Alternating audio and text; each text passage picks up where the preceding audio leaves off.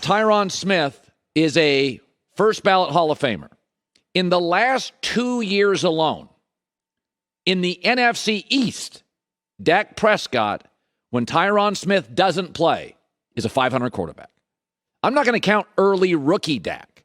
I'm talking about fully formed, lots of weapons, Zeke, Tony Pollard, CeeDee Lamb, Amari Cooper, 500 in a lousy division without Tyron Smith. His passer rating goes from like Pro Bowl level, 108, 109 with Tyron Smith, to when he hasn't played, 95.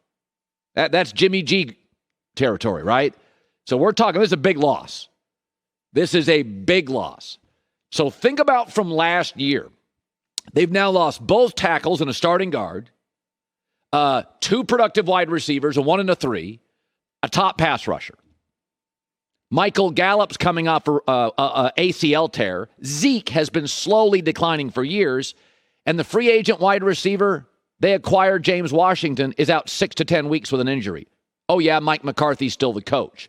Of the 32 NFL teams, nobody from the end of last year until this morning with this news has had a worse offseason.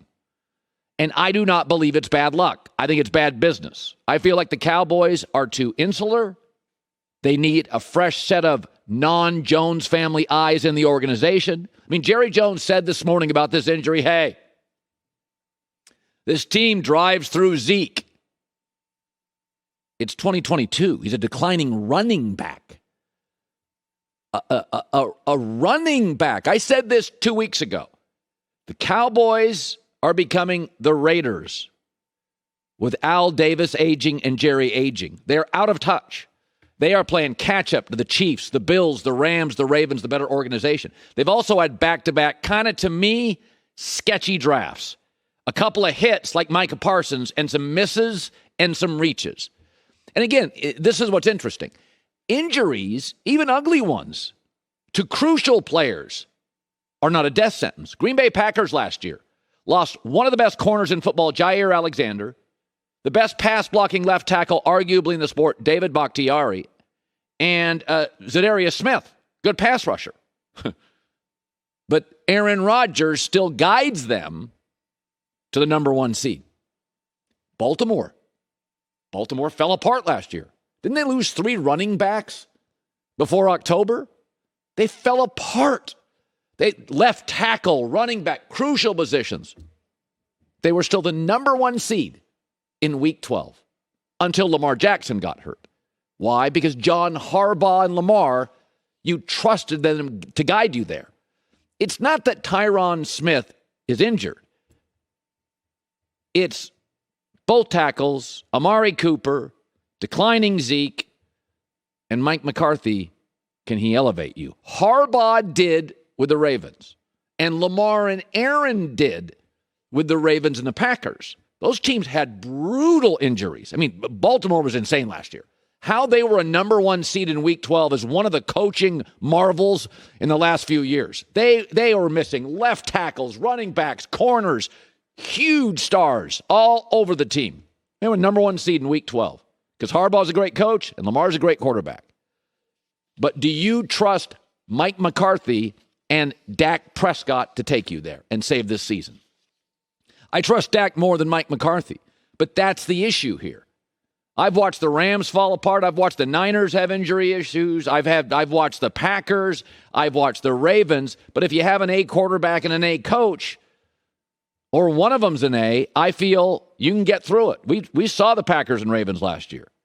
This organization needs a fresh set of eyes. They feel totally outdated. For Jerry Jones to say this morning on another show, hey, this offense runs through Zeke. Come on, man. He is a declining running back, and it's 2022. Mike Martz was kind of ahead of his time, a very bright offensive guy. He now works for 33rd Team. It's like a website where they have a bunch of former executives in the NFL, and they do podcasts and columns and all that stuff. So Martz was talking about the Chicago Bears and Justin Fields, and he thinks this could be the worst team in the league, the worst offense. Well, their over-under is 6.5, and that's in a bad division, so it is a bad football team. And I would say this. Atlanta and Seattle are going to be bad, but they have a plan. It's a tank year. I mean, it really is. Chicago's going to be bad, and this is a promising year in a weak division. And this is why I said 2 weeks ago, you've got to trade Roquan Smith. Nobody needs linebackers to win anymore. Rams linebackers, worst part of their team. They won the Super Bowl. Bengals linebacking core, very average. Could have won the Super Bowl. Nobody's winning at linebacker. Bears can't get the O-line right. They have one legitimate receiver, Moody. That's it.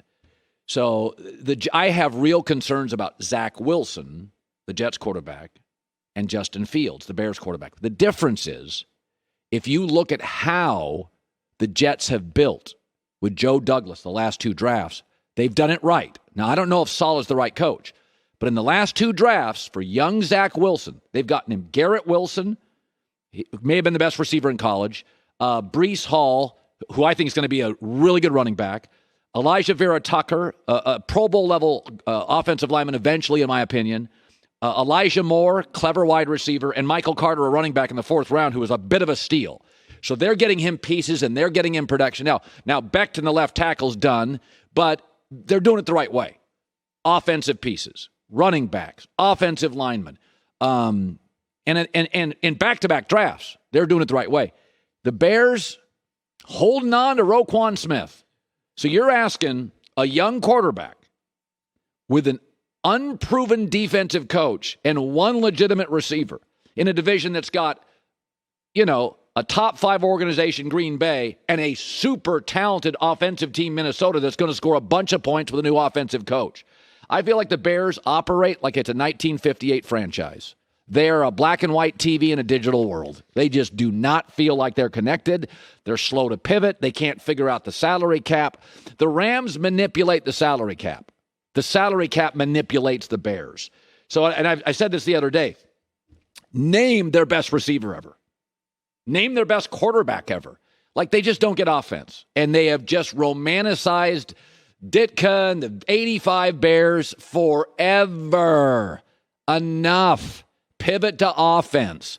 Give up Roquan Smith. Get Justin Fields help. The O-line's still bad. So the Jets may be bad, but they're doing it the right way. Back-to-back drafts. Running backs, O-line, and they've hit on these guys. They've done a really good. I mean, they hit on a running back last year, Michael Carter. They went for another one this year. They want to do 2 good running backs.